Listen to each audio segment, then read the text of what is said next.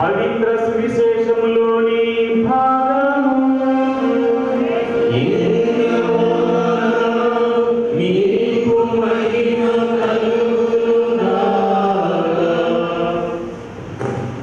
యోహాను సువార్త 15వ అధ్యాయము 7వ వచనం నుండి 12వ వచనం వరకు.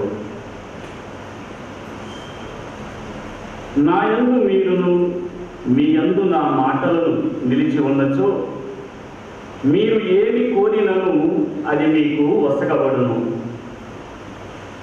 మీరు అధికముగా ఫలించుటయందు నా తండ్రి మహిమపరచబడును. ఇందువలన మీరు నా శిష్యులు అగుదురు. నా తండ్రి నన్ను ప్రేమించినట్లు నేను మిమ్ము ప్రేమించుకుని మీరును నా ప్రేమ యందు నెలకొని ఉండుడు. నేను నా తండ్రి ఆజ్ఞలను పాటించి ఆయన ప్రేమలో నెలకొని ఉండినట్లు మీరును ఆజ్ఞలను పాటించినచో నా ప్రేమలో నెలకొని ఉండురు. నా ఆనందము మీ యందు ఉండవలననియు మీ ఆనందం పరిపూర్ణము కావలననియు నేను మీతో ఈ విషయములను చెప్పుచున్నాను. నేను మిమ్ము ప్రేమించున్నట్లుగానే మీరును ఒకరిని ఒకరు ప్రేమించుకొనుడు. ఇదియే నా ఆజ్ఞ. ఇది క్రీస్తు సువిశేషము. యువతులు ఈనాడు సుజిని చిన్నప్పటి ఇద్దరు కూడా వివాహం అనేటువంటి ఒక దైవ సంస్కారంలోనికి, దేవుడు ఏర్పరిచినటువంటి ఒక పవిత్రమైనటువంటి సంస్కారంలోనికి ప్రవేశించేటువంటి శుభతరుణం ఇది. ముందుగా ఈ గొప్ప నిర్ణయానికి ముందుకు వచ్చినటువంటి సుజినికి అలానే చిన్నప్పటికి ప్రత్యేకంగా మనందరి తరపున శుభాకాంక్షలు. ఎలా వచ్చింది మీ వంశం, ఎలా వచ్చింది? ఇంకా చెప్పాలంటే అసలు మీ కుటుంబంలో వ్యక్తుల యొక్క పూర్వోత్తరాలు ఏమిటి అనే దాని గురించి వ్యాసం. కాబట్టి అమ్మ చాలా దగ్గరగా ఉంటుంది కాబట్టి అమ్మని అడిగాడు, మమ్మీ మన కుటుంబం ఎలా వచ్చింది, మన వంశం యొక్క పూర్వోత్తరాలు ఏమిటి మొదలుపెట్టింది. అసలు మనం ఎలా, ఏమీ లేదు, ఆదిలో దేవుడు ఉన్నాడు, ఆయన 6 రోజుల్లో ఆకాశాన్ని భూమిని సృష్టించాడు. ఆ తర్వాత 7వ రోజు ఆయన పక్కన తీసి ఒక స్త్రీని సృష్టించాడు, ఏవమ్మ అని పేరు పెట్టారు. వాళ్ళిద్దరూ కలిసి ఆ విధంగా ఉన్నారు.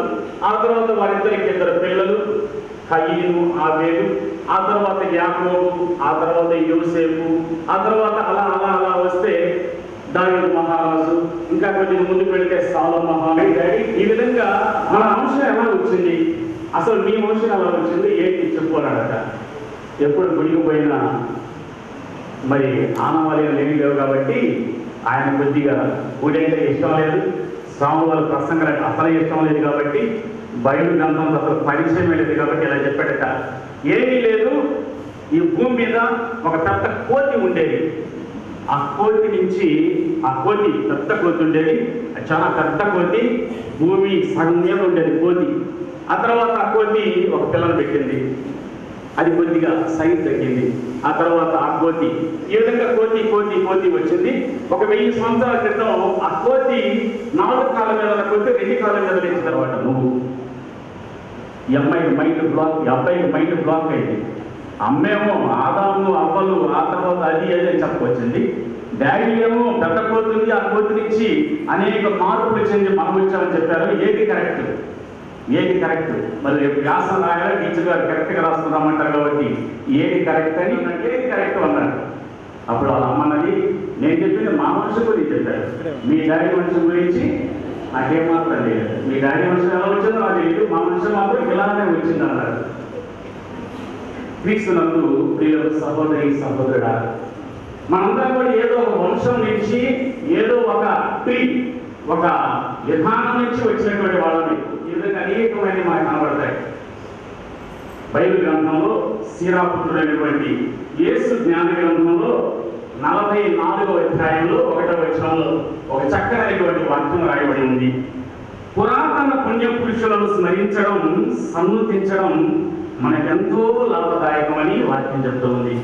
మన పురాతన ఆదర్శకర్తలను, ఎవరిని ఆదర్శంగా తీసుకోవాలి, ఎవరిని ఆదర్శంగా తీసుకొని ఈనాటి నుంచి కూడా ఒక కుటుంబంగా వాళ్ళు ఇదిగో మా తల్లి తాతలు ఈ విధంగా, తండ్రి తాతలు, ఆ తర్వాత మా వంశం ఈ విధంగా జన్మించిందని వస్తూ ఉంది అనే ఆలోచన తప్పనిసరిగా చేస్తారు. దానికి మన బైబిల్ గ్రంథంలో 5 దంపతుల యొక్క గొప్ప జీవితం, ఒక్కొక్క దంపతులు ఒక్కొక్క ఆదాము అవ్వల యొక్క జీవితం, కుటుంబ జీవితం ఒక గొప్ప జీవితం, ఉన్నతమైనటువంటి జీవితం అన్నారు. ఆదాము అవ్వల నుంచి నేర్చుకోవలసినటువంటి ఒక గొప్ప విషయం ఏమిటంటే సహవాసం. వివాహంలో సహవాసం, మ్యారేజ్లో ఫ్రెండ్షిప్ అనేది ఏర్పడితే తప్ప దాంపత్య జీవితం ముందుకు నడవనటువంటి పరిస్థితి.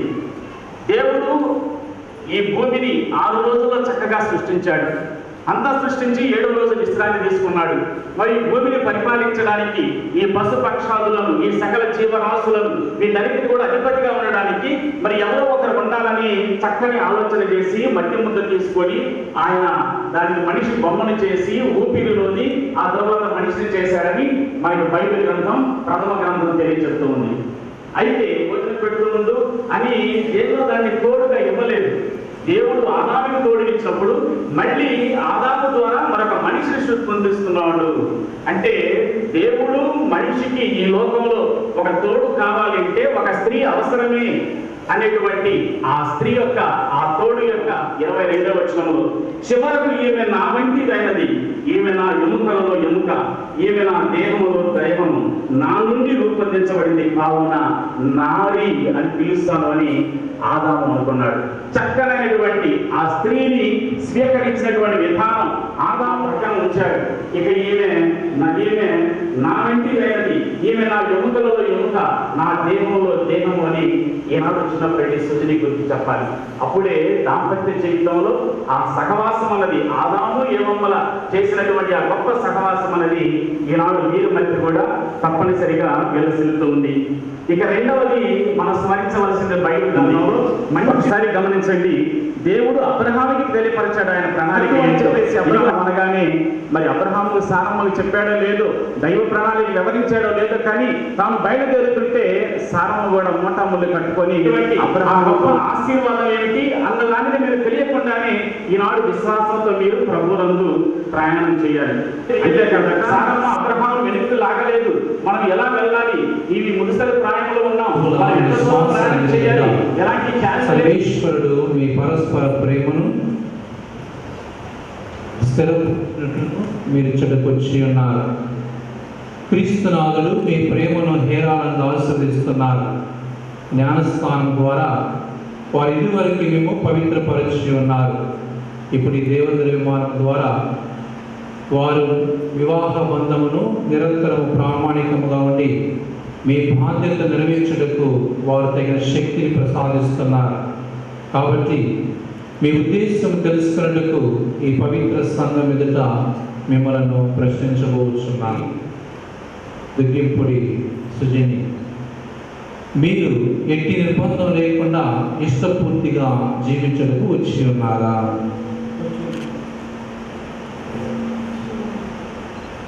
జీవిత కాలం అంతయు ఒకరినొకరు ప్రేమించి గౌరవించుకోవచ్చు భార్య భర్తలుగా జీవింప సిద్ధంగా ఉన్నారా?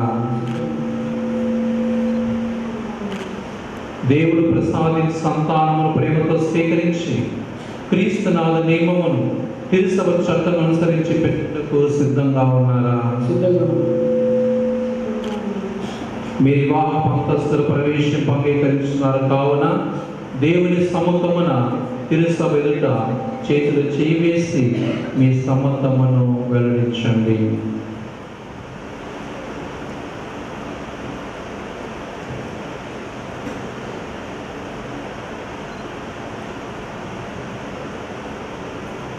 ఏరు వచ్చిన ప్రియుడైన నేను దుగ్గిపొడి సుజైన నిన్ను భార్యగా చేకూర్చున్నాను. కష్టంలోను సుఖములోను వ్యాధిలోను సౌఖ్యములోను నీకు ప్రామాణికముగా ఉందునని మాట ఇచ్చుచున్నాను. ప్రతినిత్యము నిన్ను ప్రేమించి గౌరవించగలను. దుగ్గింపుడి సుజనైన నేను ఏరువచ్చినప్పుడైన నిన్ను భర్తగా చేకూర్చున్నాను. కష్టములోను సుఖములోను వ్యాధిలోను సౌఖ్యములోను నీకు ప్రామాణికం ఉందని మాట ఇస్తున్నాను. ప్రతినిత్యము నిన్ను ప్రేమించి గౌరవించగలను. తిరుసభ సమక్షమున మీ సమ్మతం వెల్లడి చేస్తున్నారు. ఏలిన వారు దయతో దాన్ని దృఢపరిచి మీకు సంపూర్ణ ఆశీర్వాదములు దయచేయుగాక. సర్వేశ్వరుడు జతపరిచిన దానిని మనుష్యుడు వేరుపడకుండా ఉండనగా.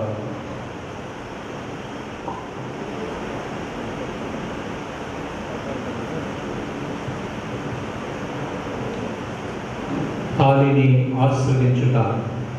ఓ సర్వేశ్వర, ప్రేమ ఐక్యతకు వివాహ బంధమునకు గుర్తుగా ఉన్న ఈ తాళిని ఆశ్రయించండి.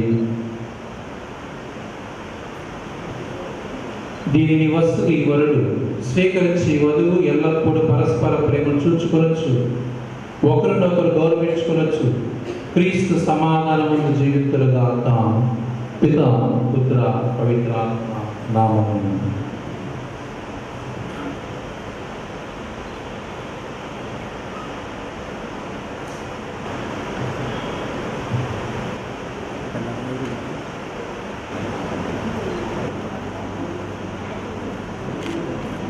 దుగ్గిపూడి సుజని, నీవు నా ప్రేమ బంధమునకు గుర్తుగా ఈ తాళిని ఎల్లప్పుడూ ధరింపు. జీవితాంతం వరకు నేను నీకు ప్రామాణికముగా ఉండను. పిత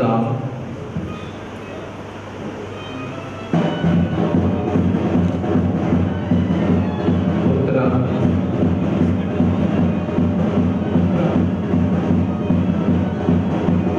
పవిత్రాత్మ నాకు తోడ్పడుదురుగాక. నాకు తోడ్పడుదురుగాక.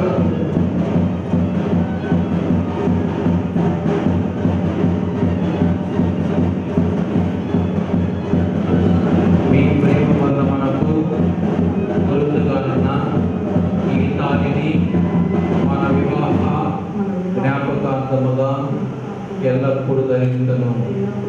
పిత పుత్ర పవిత్రాత్మ నాకు తోడ్పడుదురుగాక.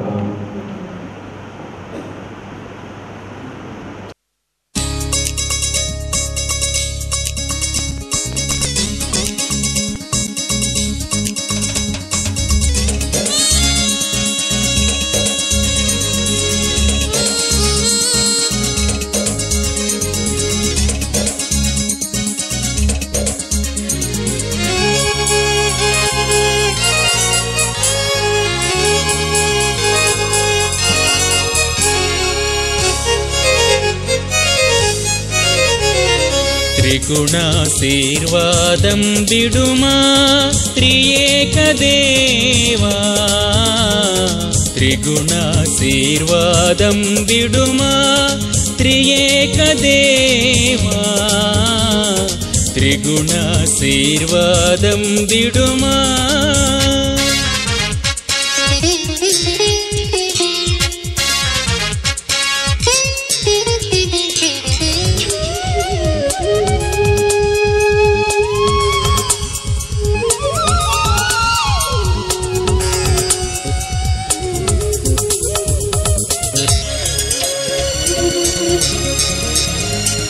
నిరతంబును ముగ్గురునొక్కరు ముగ్గురుగను.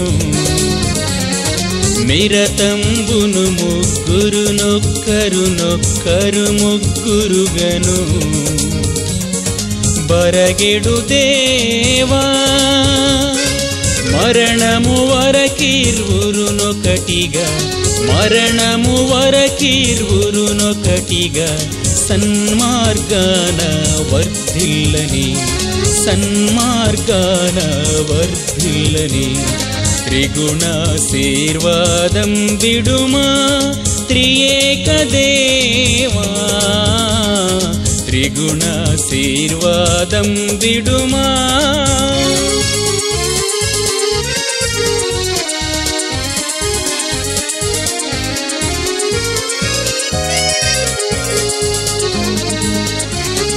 వరుడు వధువును, వధువు వరుని, వధువరులు నిన్నును. వరుడు వధువును, వధువు వరుని, వధువరులు నిన్నును. సరిగా హత్తుకొని ఇరుగు పొరుగు సోదరులతో పొత్తుగా, ఇరుగు పొరుగు సోదరులతో పొత్తుగా నే కాలాన వర్తింప, నే కాలాన వర్తింప. త్రిగుణాశీర్వాదం విడుమా త్రియేక దేవా, త్రిగుణాశీర్వాదం విడుమా.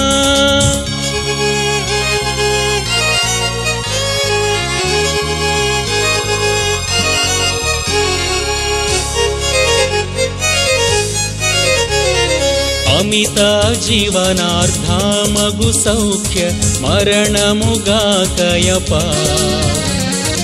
అమిత జీవనార్థమగు సౌఖ్య మరణముగాకయప. అర్థముగష్టముగల హము శోధన దుఃఖమునా పదై, హము శోధన దుఃఖమునా పదై. త్యాదుల్ విభజింపకుండ, త్యాదుల్ విభజింపకుండ. త్రిగుణాశీర్వాదం విడుమా త్రియేక దేవా, త్రిగుణాశీర్వాదం విడుమా.